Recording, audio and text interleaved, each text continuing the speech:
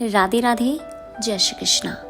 सारी एकादशियों में से फल देने की ताकत रखने वाली उत्पन्न एकादशी में इसलिए उत्पन्न एकादशी को सबसे ज्यादा बड़ी एकादशी माना गया है। जो भी हरि भक्त उत्पन्न एकादशी का व्रत रखता है उसके सारे दुख दर्दों को ये उत्पन्न एकादशी जड़ से मिटा देती है। भगवान हरि प्रसन्न हो जाते हैं अपने भक्त पर जो यह उत्पन्न एकादशी का व्रत रखता है, विधि पूर्वक नियम रखता है। तो आइए जानते हैं उत्पन्न एकादशी की व्रत कथा। युधिष्ठिर कहने लगे कि हे भगवान, आपने हजारों यज्ञ और लाखों गोदान को भी एकादशी व्रत के बराबर नहीं बताया, सो यह तिथि सब तिथियों से उत्तम कैसे हुई, बताइए जरा।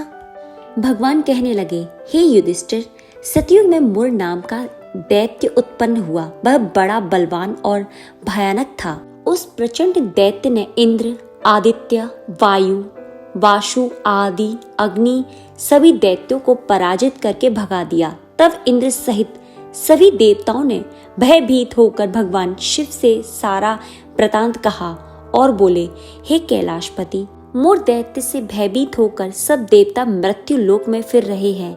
तब भगवान शिव ने कहा, हे देवताओं, तीनों लोकों के स्वामी, भक्तों के दुखों का नाश करने वाले भगवान विष्णु की शरण में जाओ, वे ही तुम्हारे दुखों को दूर कर सकते हैं। शिव जी के ऐसे वचन सुनकर सभी देवता क्षीर सागर में पहुंचे। वहां भगवान को शयन करते देखा।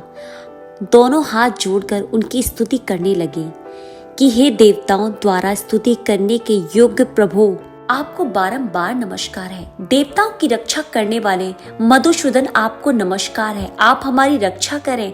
दैत्यों से भयभीत होकर हम सब आपकी शरण में आए हैं। आप इस संसार के कर्ता, माता पिता, उत्पत्ति और पालन करता और संहार करने वाले हैं। सबको शांति प्रदान करने वाले हैं। आकाश और पाताल भी आप ही हैं। सबके पितामह सूर्य, चंद्र, अग्नि, सामग्री, होम, आहुति, तंत्र, मंत्र, जप, यजमान, यज्ञ, कर्म, कर्ता, भोक्ता भी आप ही हैं। आप सर्वव्यापक हैं। आपके सिवा तीनों लोकों में चर तथा अचर कुछ भी नहीं है। आप ही पूरे ब्रह्मांड के पालनहार हैं। प्रभु, आप हमारी रक्षा करें।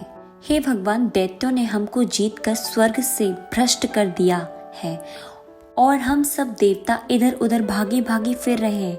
आप उन दैत्यों से हमारी सबकी रक्षा करें प्रभु।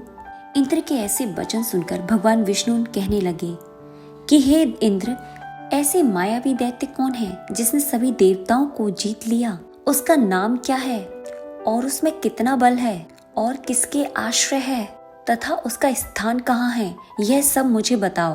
भगवान के ऐसे वचन सुनकर इंद्र बोले, भगवान, प्राचीन समय में एक नाड़ी जंग नामक राक्षस था। उसके महापराक्रमी लोक विख्यात मुर नाम का एक पुत्र हुआ। उसकी चंद्रवांती नामक की एक नगरी है। उसी ने सब देवताओं को स्वर्ग से निकालकर वहां अपना अधिकार जमा लिया। उसने इंद्र, अग्नि, वरुण, यम, वायु, ईशा, चंद्रमा, नेत्रा आदि सबके स्थान पर अधिकार जमा लिया। सूर्य बनकर स्वयं ही प्रकाश करता है, स्वयं ही मेघ बन बैठा है और सबसे अजय है। हे असुर निकंदन, उस दुष्ट को मारकर देवताओं को अजय बनाइए। यह वचन सुनकर भगवान ने कहा, हे देवताओं, मैं शीघ्र ही उसका संहार करूंगा। तुम चंद्रवती नगरी जाओ। इस प्रकार कहकर भगवान सहित सभी देवताओं ने चंद्रवती नगरी की ओर प्रस्थान किया। उस समय जब दैत्य मुर सेना सहित युद्ध भूमि में गजर रहा था, उसकी भयंकर गर्जना सुनकर सभी देवता भय के मारे चारों दिशाओं में भागने लगे। जब स्वयं भगवान रणभूमि में आए तो दैत्य उन पर भी अस्त्र शस्त्र का आयुध लेकर दौड़े। भगवान ने उन्हें सर्प के समान अपने बाणों से बीन डाला। बहुत से दैत्य मारे गए, केवल मुर बचा रहा।